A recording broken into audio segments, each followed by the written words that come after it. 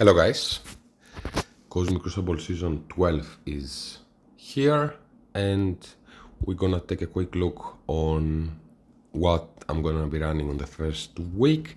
I finished the previous season at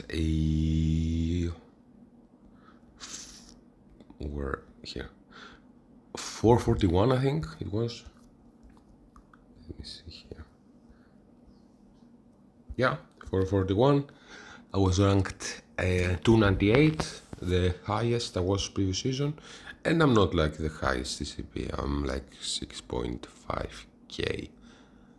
May have been more impressive when I was like 20,000 TCP at some point and I was like 420 ranked, more of a punch up. But still, in the previous season maybe I wasn't like super obsessed about Cosmic Crucible. But if you rank top 500, I think you have like some expertise and stuff. So, in case there are some ideas here that you might not have heard of or some different twists. So, in the first room here, Raiders and Skirmishers, they gain a lot more damage when they are under 50% health. So I have here everyone as a Raider. A Kahori is a supposedly countering Super Skull. No, a Allman Logan. So here on spawn, he attacks the enemy controller with the highest focus for piecing and applies exposed.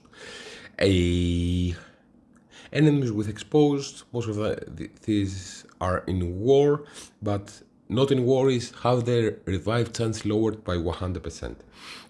So, and she goes super fast and he does do a lot of damage. So you can have her if you start the matchup, because here without Mephisto usually people are trying something like a mechs for money with a Apocalypse or something like this. Sometimes a pretending tank. Before we put here Mephisto. So now you have Kahori attacking Olma Logan on spawn. She does a lot of damage. This room already stops like a Cabal from working because a Gladiator is stopping a Vulnerables on his team, and then Super Skull can gain speed bar. If you have Kahori doing a lot of damage on normal Logan, reducing his revive chance, so even if he gets his special, you have like people like Super Skull that can do a lot of damage, especially if your team gets under 50%. Thanos Endgame is a big time bomb because his passive props when he's under 50% and it will wipe out a lot of opponents' teams here. So yeah, as long as Kahori stays alive and you kill Allman Logan, my understanding is even with revive once he won't revive. You also have a Gore, that's a permakill. And all of those are decent raiders. Now having them under 50% to do crazy amount of damage, I think it's a very good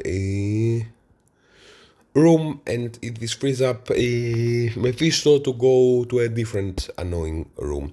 Room number 2, when somebody uses an ultimate energy, he will give out 1 energy for each of their enemies.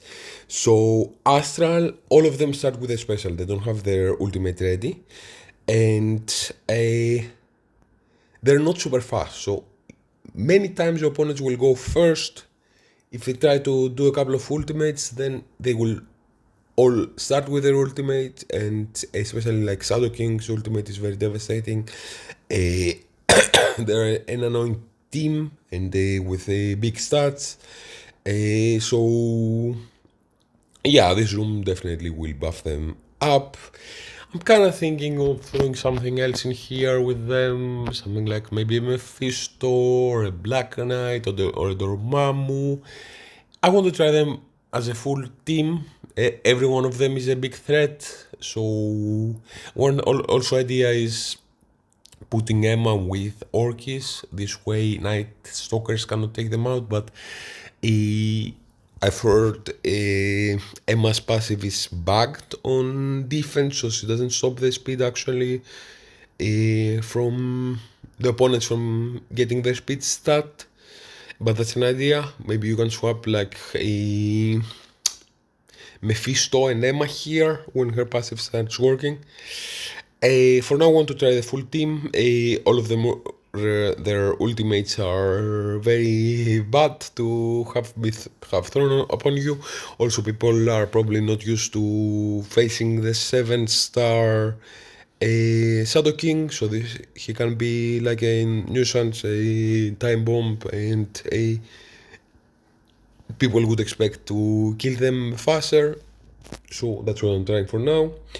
Rule number 3, when positive effects applied, your allies gain one more positive effects on the ones they have, and when negative effects applied, your opponents will gain one more negative effects when they have. So you have here both Mephisto putting out a lot of negative effects and positive effects to your team, and Sighting Supreme that goes very fast because he gets a lot of speed bar, and also puts out a lot of negative effects and positive to your team. You have Sentinel's ultimate that puts out negative effects and positive to your team, or when he gets his first turn. You have like a Lady Deathstrike that on her ultimate she gets immunity and puts out negative effects.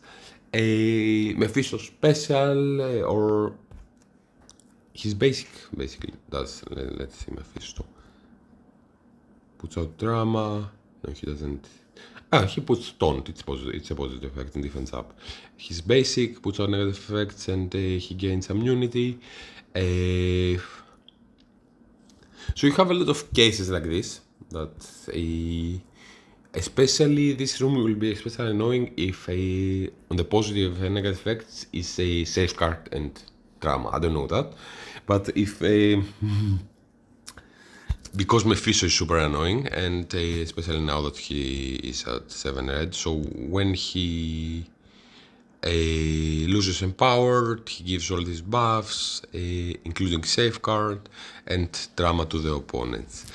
If those keep getting renewed by Scientist Supreme putting negative effects out and positive to her team, and you have always safeguard and drama to the opponents being renewed, this can be a more difficult team to one-shot until, so you have to do a double sack.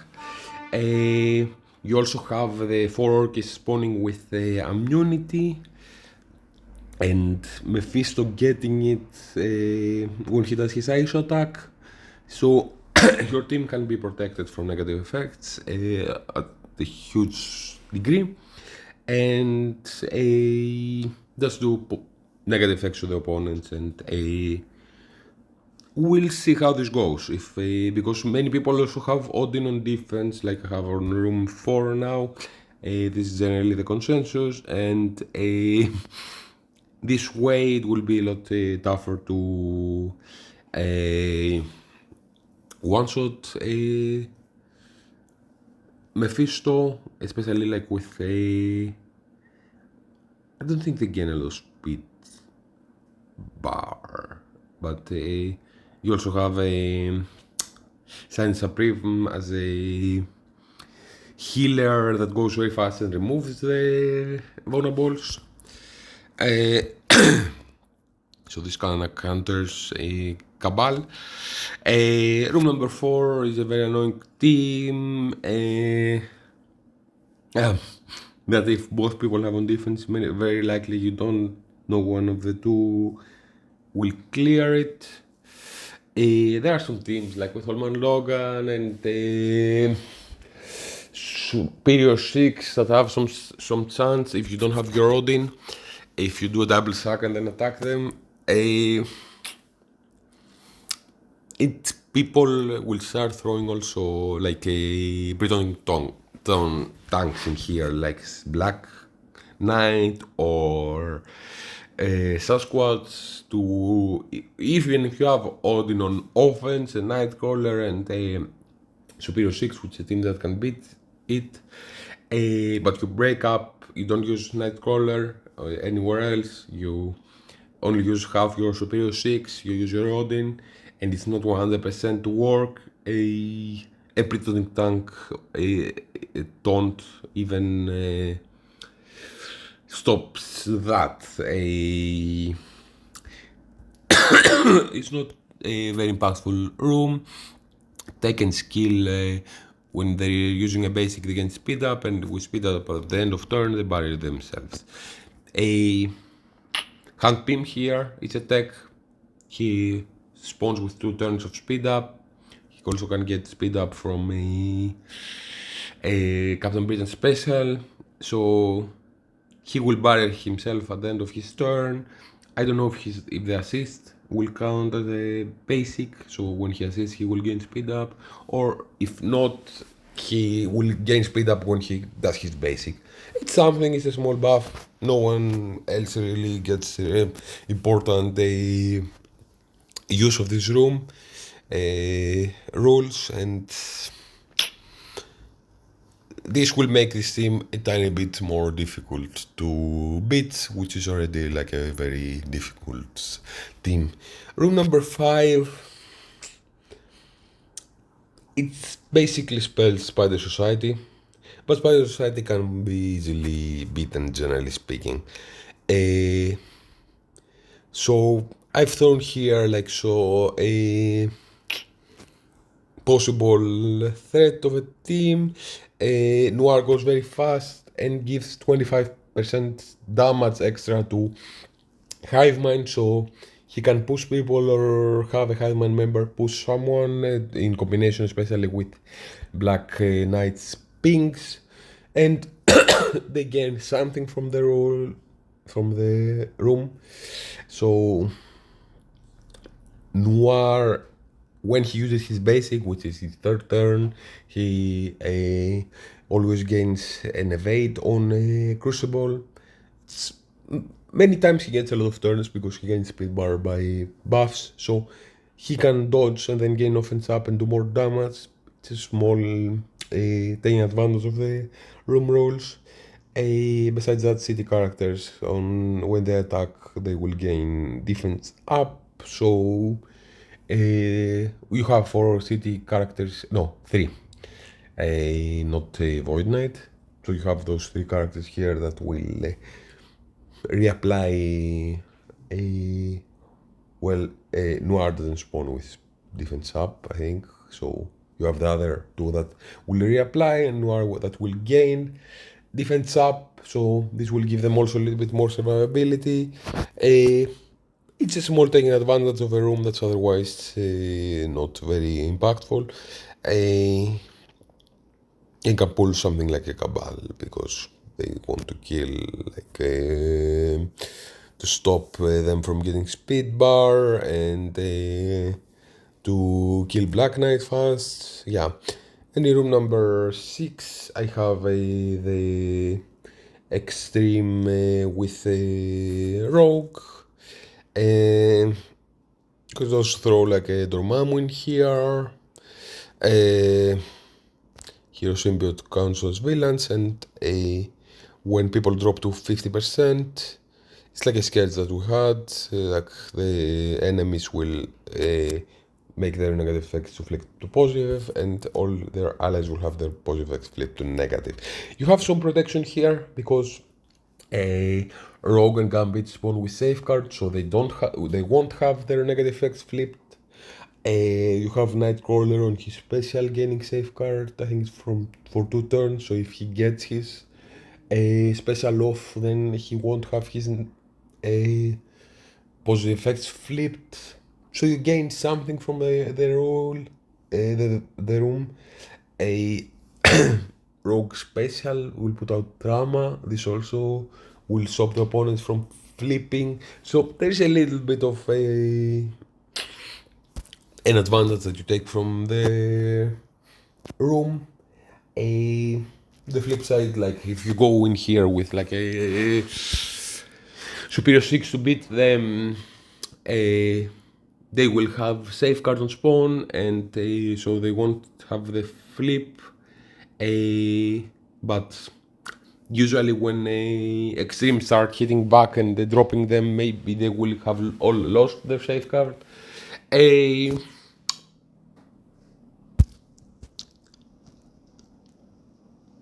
To a huge degree, I just throw here a remaining defense to put a defense that can be tricky sometimes and can pull like defensive victories, because if you go in with a superior 6, you may accidentally kill a Cyclops before you kill a Forge. Forge will get speed bar and maybe revive him and put buffs on his team and heal them a little bit. And then you will have spent a lot of attacks attacking Forge, and then you go to a different character because Forge is kinda useless now to kill. So this can pull some defensive victories. It periodically did in the previous season. And I think this is probably the best room to throw them in. Then we have like for remaining for offense, we have like mercs or just Olman Logger for plug and play. You have like a Cabal with Kang, if for whatever reason you still want to use a Masters of Evil that I haven't for like at least 2 months. Use them as a full team, or even only replacing like a how is a Ultron. You have a Superior 6 that you can also put Vulture with them. You can make some sort of hybrid with like a Tangled Wave. You have Night Sockers that can take out an Orcus. You have like a Secret Defenders that can take out like a Spider Society. And you have like a 4 Spider Society that can do some stuff. Maybe actually it will make sense. I don't know how much it will make sense to throw them with a Gwenom. That's also with them because she has a little bit of synergy with Hero Spider-Verse. And the other ones have maybe to attack in the room with dodges. Could be a small use. You have like the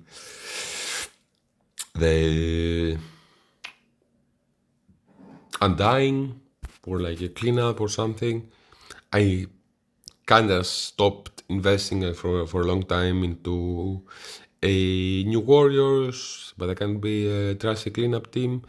A Apocalypse plug and play with Red Hulk potentially. So you have options, especially if we say we don't touch room number 4 and you just want to clear like 5 rooms. We'll see how the balance goes out. I definitely recognize that's a lot of defense here. Yeah,